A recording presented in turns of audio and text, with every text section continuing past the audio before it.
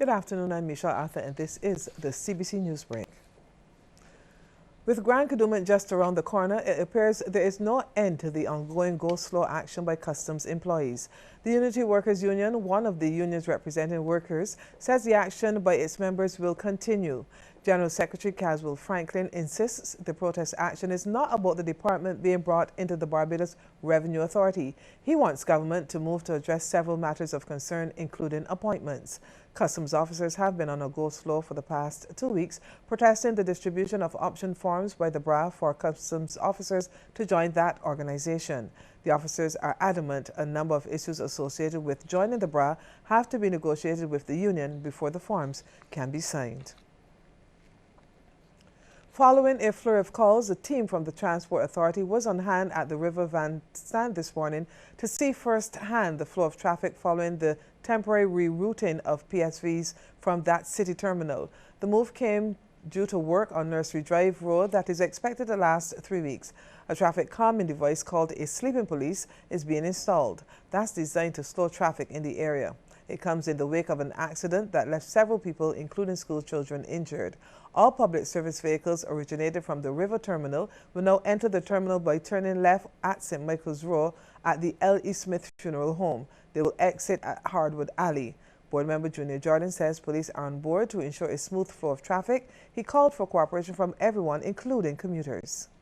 It's happening that some drivers are stopping along that section picking up commuters. As we currently speak, there are police officers on location keeping the PSP drivers moving. But when they come to Hardwood Alley, they're supposed to turn left, and they have been turning left. But what we've noticed that there's some commuters who are coming down St. Michael's Row and finding ways to turn around in that particular area and then going back east. That is against what we recommend and what against the regulations at this point in time suggest. When they leave Hardwood Alley, they go right down and make the left turn to go over the bridge, or in the case of the other ones going to the other districts, they can make the right turn otherwise. But generally, we want persons to recognize that stopping inappropriately causes a backlog of traffic. Mr. Jordan is appealing to illegal vendors not to block the traffic flow.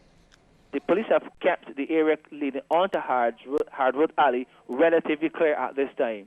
So we know that the police officers are going to be looking at that to keep the traffic flowing, but we want to suggest for persons who do not have legitimate permits to sell in that area, please, we urge you not to set your trays down and set up business, because it will create a challenge in terms of vehicular traffic, additionally pedestrian traffic as well, because you recognize that those areas are not quite big. And it will be a challenge for pedestrians to traverse along with vehicular traffic. 2 of the major events on the local calendar are set to be rebranded this year. Chairman of the Barbados Tourism Marketing Incorporated, William Griffith, explained that this year's Food, Wine and Rum Festival, scheduled for November 19th to 22nd, will be launched soon. While not given any details about the changes, he explained they will be aimed at getting more participation. We are trying to broaden our base. We want to include more of our hotel partners. We want to take the event closer to the visitor component, and we want to include Barbadians as well in all aspects.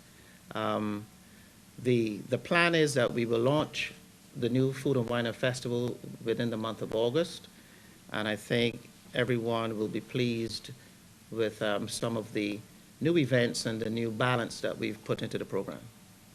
Mr. Griffith also disclosed that changes have been made to the Run Barbados Marathon and says registration is going well. Since its relaunch, there has been a significant buzz amongst the international running community.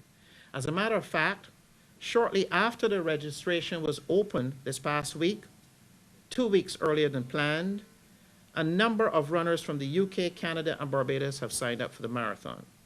The uptick and enthusiasm is encouraging so far. Safety and lighting issues have been addressed by the coordinators of this year's Bridgetown Market. It was done to make patrons and stall owners feel safer. Bridgetown Market opens Friday at 6 in the evening and runs until 8 Kadooment night. Co-producer Keith Squires provided some insight into what patrons can expect this year. He, along with fellow co-producer Annette Nias, were guests on the CBC TV program Morning Barbados, noting that Court's pasture is a major focus point. That's where, of course, you go to purchase your, various souvenirs, trinkets, etc. We have the 100% Bajan stalls. We also have what is called the Traders Way on that pasture as well. You also find the Bajan Chattel House. And the main stage is located on that pasture. Then, of course, there is the highway itself, where the food vendors are stationed. Ms. Nair says this year, organizers have sought to add an event that incorporates the use of the nearby beach and sea. So we have Wiser's Water Fest, which runs on Saturday and Sunday only. So from the opening of the market on Saturday until 4 p.m. and next day noon until 4 p.m.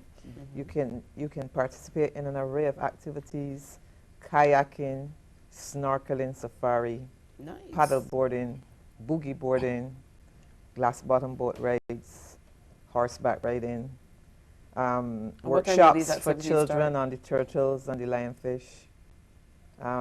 So we have a festival that deals with the water. Well, it was not all partying for some at Bushy Park on Sunday. One club was busy conducting its fundraising efforts to collect money to assist the disadvantaged and the disabled. President of the Community Services for the Disadvantaged Social Club, Desmond Hoyt, tells CBC the club gained permission from the NCF and will be seeking to raise over $6,000. Our launch for the fair and the Silver Dollar Drive launch officially will be on the 8th of August. From 10 in the morning until 6 p.m. Jubilee Garden. So we're just asking the public to come out and support. Meantime, the club's public relations officer, Kemar Robinson, shared some details about the club's present and past projects. As far as I know, since I've been here, we've given out a few small donations, will be like food hampers and so on, clothes and shoes, whatever the case may be, small needs right now. Our next big thing will be to help the fire victim. We'll have regional and international news in just a moment.